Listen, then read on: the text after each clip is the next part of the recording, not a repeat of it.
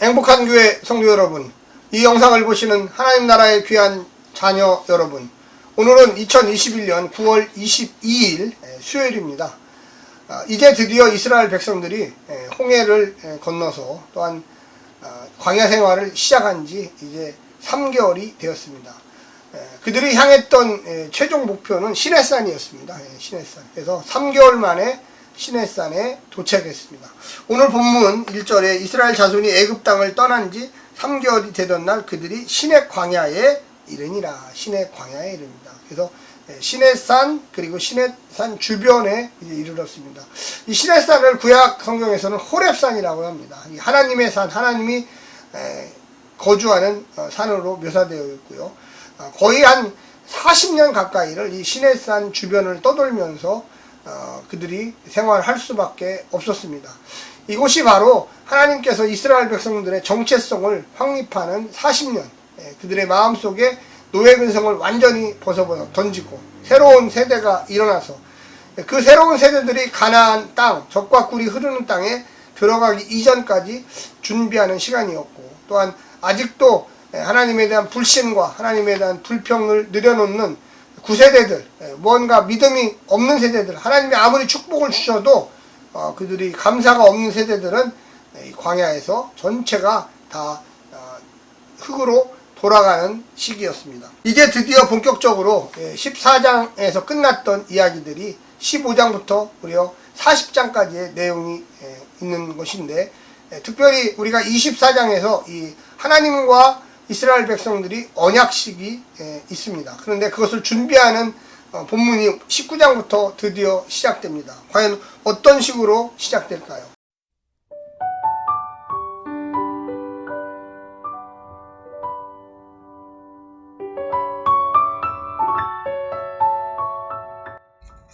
출애굽기 19장.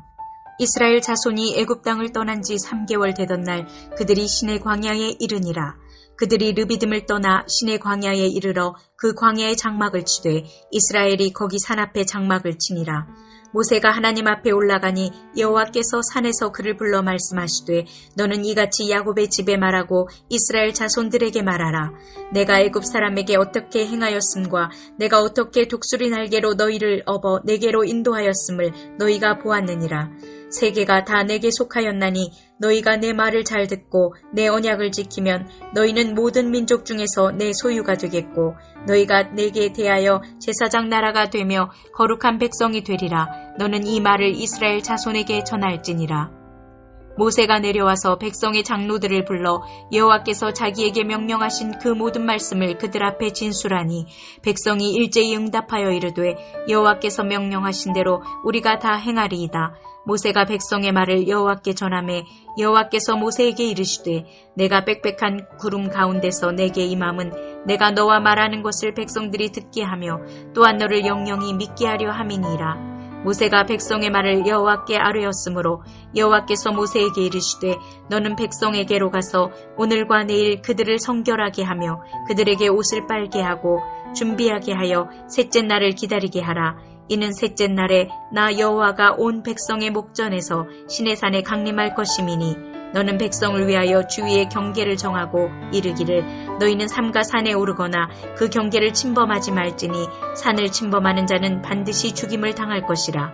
그런 자에게는 손을 대지 말고 돌로 쳐 죽이거나 화살로 쏘아 죽여야 하리니 짐승이나 사람을 막론하고 살아남지 못하리라 하고 나팔을 길게 불거든 산 앞에 이를 것이니라 하라.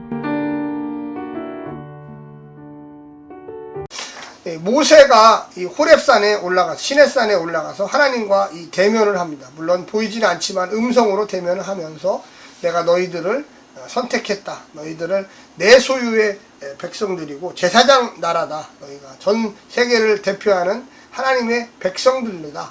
그래서 그 언약식을 준비하기 위해서 너희들은 먼저 성결 깨끗해야 된다. 어떻게 깨끗할 거냐? 먼저 옷을 빨아라. 옷을 빨아라는 것은 상징적인 이야기예요. 사실 마음을 정돈하라 이겁니다. 그리고 절대 이 시내산에 모세 외에는 올라오면 안 된다. 내가 이 산에 내려올 것이다. 너희들이 왔는데 나를 보게 되면 너희들은 다 몰살하게 된다. 너희들이 죄를 짓게 되면 다 몰살하게 된다. 혹시라도 내 허락 없이 시내산에 올라오는 사람이 있으면 내 주거지를 침범하는 것이므로 너희들은 그를 돌로 쳐서 죽이고 화살로 죽여라. 그래서 손을 대지 말아라. 부정하다. 뭐 이런 의미가 달려있는 것입니다. 그래서 거기에 보면 내가 이 하나님의 산에 내려올 것이다. 시내산에 내려올 것이다. 12절에 보게 되면 너는 백성을 위하여 주의를 경계를 정하고 이르기를 너희는 삼가 산에 오르거나 그 경계를 침범하지 말지니 산을 침범하는 자는 반드시 죽임을 당할 것이다. 그래서 모세가 먼저 그 얘기를 듣고 그 얘기를 밑에 내려와서 장로들에게 24 장로들에게 모여서 다 얘기를 하는 거예요. 하나님의 산이 있는 이 성산 시내산에 하나님께서 임재하시고 내려오실 거다. 절대 이 경계 지역 위에로 올라오면 안 된다. 너희들은 3일을 기다려라. 먼저 옷을 빨고 마음과 성품을 다하여 하나님을 만날 준비를 해야 된다. 이스라엘 전체를 하나님께서 만나실 것이다. 이렇게 이야기하고 있는 것입니다. 이제 드디어 이스라엘 백성들과 언약을 맺기 위한 준비죠. 오늘 우리가 본문을 통해서 좀 생각해 볼 것은 첫 번째는 독수리 날개 아래로 업어 인도하셨다. 약속하신 대로 3장 12절에 나오죠. 애굽을 떠난 지 석 달 만에 신실하신 하나님께 이스라엘 자손들을 광야를 지나 하나님의 산 호렙에서 인도하셨습니다. 시내산에 이르기까지 이스라엘을 위하여 하신 일을 상기시키고 있습니다.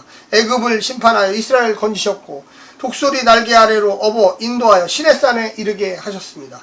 하나님의 권능을 알리시고 고된 훈련을 통해 이스라엘을 연단하셔서 하나님의 장자로 다듬어 가시고 있는 중입니다. 두 번째는 소유로 삼으신다는 내용입니다. 출애굽 사건은 이스라엘을 자기 백성으로 삼기 위한 사건이었습니다. 그들만이 아니라 그들을 통해 천하 만민에게 복을 주시려고 부르셨으니 이스라엘은 제사장 나라와 거룩한 백성의 특권을 누리게 하시고 그들을 통해 열국이 주 앞에 나와 동참하도록 이끄셨습니다. 왕같은 제사장 베드로전서 2장 9절부터 10절에 우리의 존재 이유와 존재의 방식은 이 소명에 따라 결정됩니다. 왕같은 제사장. 이제 그것이 우리 기독교인들 예수님을 믿음으로 구세주로 고백한 사람들에게 똑같은 권리가 주어졌습니다. 하나님이 나를 부르신 이유가 우리가 사는 방식과 목적을 결정하기 위해서입니다. 이 세상이 아니라 하나님의 은혜와 구원의 의지가 나의 가치를 통해서 결정됩니다. 내가 예수님을 믿으면 왕같은 제사장이 되어서 세상을 향하여 너희가 하나님께 돌아오라고 외치는 자격이 주어지는 것입니다. 세 번째는